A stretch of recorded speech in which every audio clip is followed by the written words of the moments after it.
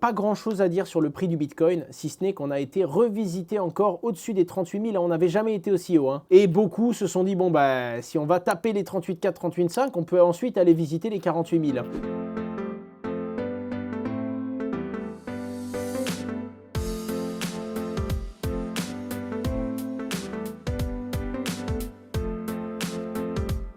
A l'inverse, vous le savez, si on n'arrive pas à briser le plafond et à monter plus haut, on peut très bien retourner aller visiter un 32 33 000 $ sur un Bitcoin. C'est pas infaisable, ce n'est pas impossible. Gardez-le quand même en tête. On a toujours envie de voir le plus loin, le plus haut, mais ça peut réellement aller dans les deux sens. Ethereum, qui lui passe quand même la barre au-dessus des 2000 $, mais qui selon moi est toujours à la traîne. Pour moi, il est toujours en retard par rapport à Bitcoin, tout comme la plupart des altcoins qui n'ont pas recouvert autant de la perte. Bitcoin avait touché un top à 67 500 $. Aujourd'hui, il culmine à 37 300, donc plus de la moitié de son top, alors que Ether, lui, il avait touché les 4000, 4200 pendant le bull run, il est même pas à 50% de son top, donc il est un petit peu à la ramasse, et les altcoins aussi. On a évidemment quelques cryptos qui prennent de l'énergie. On a eu cette semaine le Solana, qui globalement prend beaucoup d'énergie, mais je vous le rappelle, il faut savoir remettre les choses en perspective.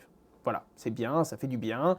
On est très très loin des 9 $ qu'il a touché pendant la crise FTX, mais en attendant, c'est toujours pas la fête au village, quoi. Vous le savez, DYDX, c'est un protocole qui est décentralisé et ils font voter leurs décisions. Ce qui veut donc dire que c'est quand vous détenez le jeton que vous pouvez justement voter pour ou contre. En l'occurrence, il y a un vote qui va s'arrêter le 28 novembre à 14h21. Pour l'instant, 99,4% des gens ont voté oui sur DYDX. C'est un vote qui permet tout simplement de proposer des rewards supplémentaires pour la nouvelle chaîne, et donc c'est à partir de ce moment-là que toutes les personnes qui stake sur la nouvelle blockchain de DYDX vont recevoir des rewards. Pour l'instant, vous avez dû le voir si vous stakez vos tokens, vous n'avez pas de reward, ou alors vous en avez que très très peu, parce qu'il y a quand même quelques fees qui sont générées, mais avant d'avoir les rewards du protocole DYDX lui-même, on va avoir un programme de reward incentive, et pour ça, il faut voter pour. Bonne et mauvaise nouvelle. La bonne nouvelle, c'est que 99,4% des gens votent pour, et donc il y a de grandes chances que cette application et mise à jour passe, oui, mais le problème, c'est qu'on n'a même pas les 33% de votants nécessaires, et comme il y a encore trop peu de tokens DYDX qui ont été mergés de l'ancienne chaîne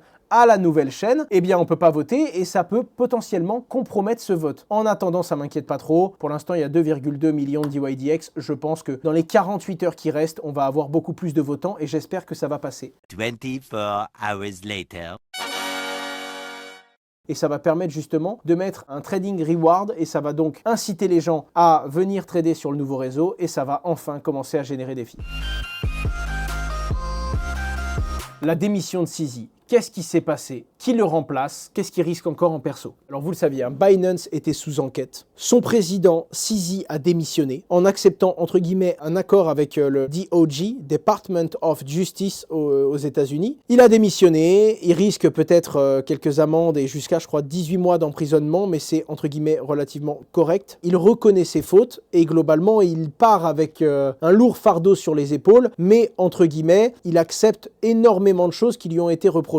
La particularité, et c'est ce que je vois, la justice américaine a mis certaines clauses et certaines conditions. La première, c'est que lui, il a des charges qui sont limitées s'il accepte, mais on parle quand même de 4,3 milliards de dollars d'amende. C'est énorme. Déjà deux choses, ça veut dire que Binance peut payer 4,3 milliards de dollars comme as. Coucou.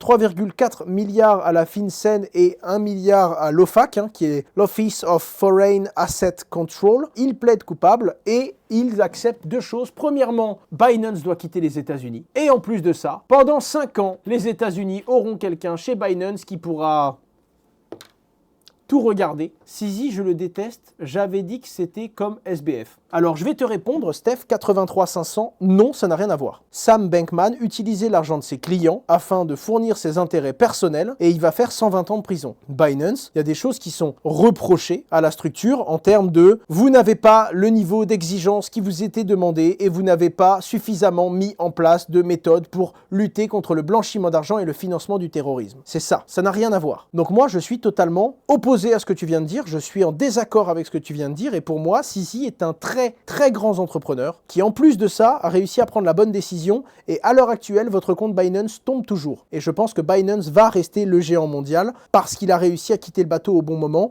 et qu'il a réussi à faire une transition smooth alors que globalement, tout le monde s'attendait à ce que Binance meure. La preuve, CZ annonce sa démission.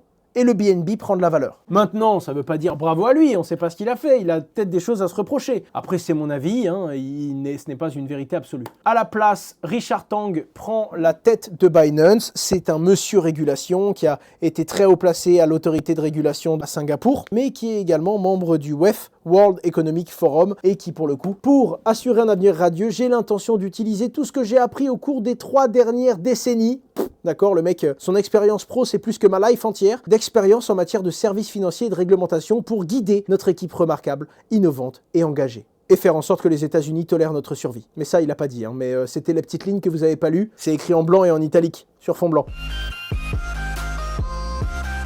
Coinbase accuse la SEC encore une fois de traîner les pieds, de prendre du temps pour élaborer une régulation crypto. Pareil, je ne sais pas si vous avez vu pour la demande de TF BlackRock, il y a déjà eu des gens qui à la télé ont dit « Oui, jusqu'à présent, on n'a aucune raison de refuser le TF spot de Bitcoin. » Enfin bref, c'est long, c'est chiant, Coinbase en souffre énormément, mais bon, la régulation américaine fait ça mal.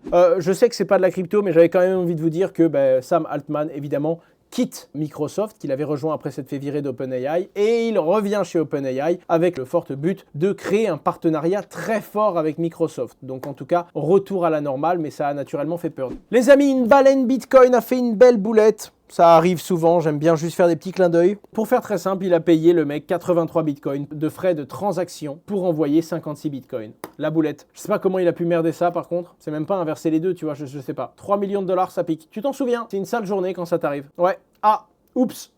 Là, pour le coup, je pense qu'il n'y a pas grand-chose d'autre à dire. Les institutions financières régulées en Europe vont devoir communiquer les informations fiscales de leurs clients dans toute l'Europe. Alors évidemment, c'est à partir de 2027, donc c'est dans 3 ans et demi, 4 ans. Mais voilà, 47 pays, notamment la Suisse, notamment les États-Unis, qui vont communiquer ça entre eux. Est-ce que ce sera rétroactif? J'en ai strictement aucune idée, Tinseno. J'avance les amis. Alors, halving sur Cosmos. Déjà, d'un point de vue lexical, halving, c'est pas totalement le bon mot. Un halving, c'est pour Bitcoin et c'est divisé par 2 la supply. En l'occurrence, il y a quand même eu une réduction de l'inflation. Ils ont voté pour que l'inflation totale du réseau soit ramenée à 10% maximum. Les rewards, eux, étaient à 20% par an et ont donc été instantanément réduits à 13,4%. Ce qui ramène l'inflation globale du réseau à 10%. Parce qu'en plus des 13% de création monétaire, il y a d'autres mécanismes d'inflation. En attendant, ça plaît à certains et ça déplaît à d'autres qui se disent « Mais comment est-ce qu'on va manger ?» Moi, je me suis abstenu, j'avais aucune idée, certains étaient pour, d'autres étaient contre, je savais pas, donc je me suis abstenu. Et donc voilà, naturellement, ça raréfie l'offre, d'ailleurs on le voit depuis hier, alors ça veut pas dire que le prix va monter, mais naturellement, tu passes d'une blockchain où il y a 20% de nouveaux jetons chaque année à une blockchain où il y en a 13,5%, ça raréfie